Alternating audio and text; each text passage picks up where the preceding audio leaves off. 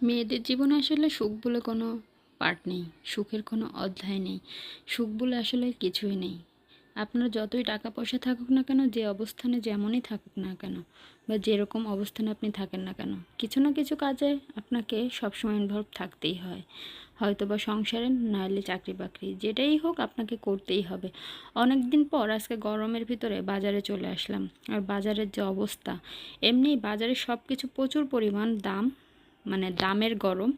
আর আরেকদিকে বর্তমান ওয়েদারটা কেমন সেটা আমরা সবাই জানি, প্রচুর পরিমাণ গরম, মানে এতটাই গরম, এতটাই গরম, প্রত্যেকটা জিনিস যেন একদম মানে সতেজতা হারিয়ে ফেলে, সব যে কেমন যেন মরা মরা একটা ভাব চলে আসছে। মানে প্রত্যেকটা জিনিস যেন কেমন যেন তার কোনো ব্রাইটনেস, উজ্জ্বলতা, মানে সতেজতা কোনো কিছুই নেই।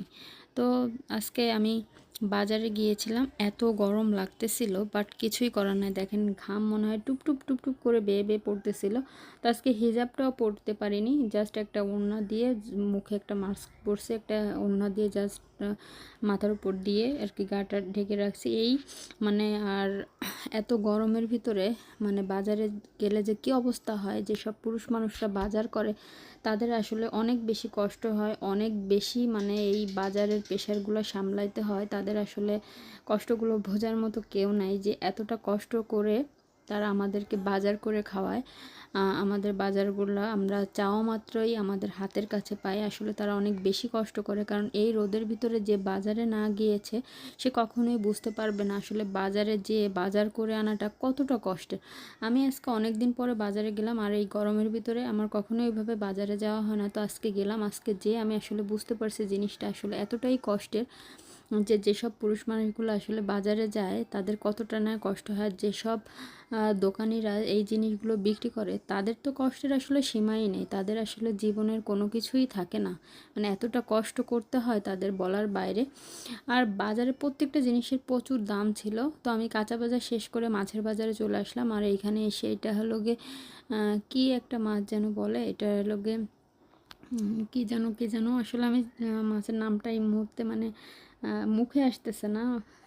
এটা ইলিশ মাছের মতো একটা মাছ, কিন্তু মাছটা খেতে খুব সুস্বাদু, বাট আমি খাওয়ার জন্য নিচ্ছি না, এটা আমার অরিয়ার অরিন, মানে আমার বিড়াল দুটার জন্য নিচ্ছি। তো আমি এখান থেকে 1 কেজি মাছ নিলাম ওদের জন্য, আর আমি এইখান থেকে আমাদের জন্য মাছ কিনলাম। আজকে আজকে প্রচুর পরিমাণ দাম ছিল মাছের, তারপরেও কিছু করার নেই, খেতে তো হবে। তো আমি ওইটাকে রুই বলে না কাতলা বলে আমি আসলে বলতে পারবো না, ওটা 3 কেজির মতো হয়েছিল। তো আমি ওইখান থেকে একটা মাছ নিয়েছি, আমার কাছ থেকে ওনারা 380 টাকা করে মেবি কেজি এরকম রেখেছিল।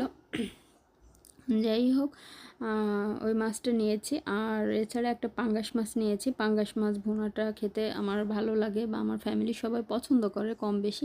এটা লজ্জা পাওয়ার কিছু নেই, কারণ বর্তমান পাঙ্গাস মাছের কেজিও 240 টাকা। সেখানে আসলে লজ্জা পাওয়ার কোনো কিছু নাই, যে পাঙ্গাস মাছ খুব একটা ফালতু মাছ বাই, কারণ এই মাছে কাঁটা কম থাকে, বাচ্চারা খেতে পছন্দ করে, এবং যারা কাঁটাওয়ালা মাছ খেতে পছন্দ করে না তারা কিন্তু খুবই পছন্দ করে। অনেকে আছে পাঙ্গাস মাছ শুনে আগে দেখছি যে খুবই ভেক্সি মানে করতো, যে হ্যাঁ পাঙ্গাস মাছ হ্যান ত্যান ম্যান কত কিছু না বলছে। আসলে যারা বলছে তাদের আসলে কি বলবো, আমার মনে হয় তাদেরও এখন পাঙ্গাস মাছ খাইতে হয় বাধ্যতামূলক, বাট আসলে বাধ্যতামূলক না হলেও এটা পছন্দের, অনেকের পছন্দের একটা মাছ থাকে, আমাদেরও সেরকম। জাস্ট টমেটো দিয়ে ধনের পাতা দিয়ে এই মাছটা ভুনা করে খেতে ভালো। আর আজকে প্রচুর পরিমাণ মাছের দাম ছিল, আজকে মাছই ছিল না বাজারে, বাট আমার মাছ ঘরে একদমই ছিল না, যার কারণে মাছ কিনতেই হবে, যার জন্য 2-3 রকমের মাছ কিনে নিয়ে এসেছে। আর পরবর্তীতে আবারও সামনের সপ্তাহে গেলে আবারও মাছ কিনে আনবো, সেজন্য আজকে অল্প করে জাস্ট মাছ কিনে নিয়ে আসলাম। আর মাছে ভাতে বাঙালি যেহেতু আমরা, মাছ ছাড়া তো কখনোই আসলে আমাদের চলে না। আর একটা সপ্তাহ মাছ ছাড়া তো চলবেই না, মাংস যতই খাই না কেন মাছ না খেলে যেন তৃপ্তি মেলে না। আর এই গরমে মাংসের থেকে আপনি যত বেশি মাছ খেতে পারবেন তত আপনার শরীরের জন্য ভালো, কারণ মাংসে মানুষের শরীরকে হিট করে বেশি, গরমের প্রবণতাটা বেড়ে যায় বেশি, যার কারণে যত বেশি মাংস কমিয়ে মাছ খেতে পারবেন তত আপনার শরীরের জন্য ভালো। তো তো আমি হলো মাছটাকে খুব সুন্দর করে দেখে নিচ্ছিলাম। এই মাছটা আমি নিয়েছি। তো মাছটা আসলে ভালোই ছিল। আর এনারা বলতেছিল রাজশাহীর মাছ, ভাই রাজশাহীর মাছ আর কোন জায়গার, সিলেটের মাছ না বরিশালের মাছ, এগুলো তো আসলে আমরা বুঝি না। আমরা দেখি যে মাছটা কতটা তরতাজা বা কতটা সতেজ আছে, এটাই আমরা দেখি। জাস্ট মাছটাকে আমি একটু তুলে দেখাচ্ছি। এটা 2.5-3 কেজির মতো এরকম আর কি মেবি হবে। তো যাই হোক, মাছটাকে আমি নিয়ে আসলাম। আর মাছটা খেয়ে জানাবো আসলে কেমন হয়েছিল। অবশ্যই রেসিপিটা যদি পারি অবশ্যই আপনাদের সাথে শেয়ার করব।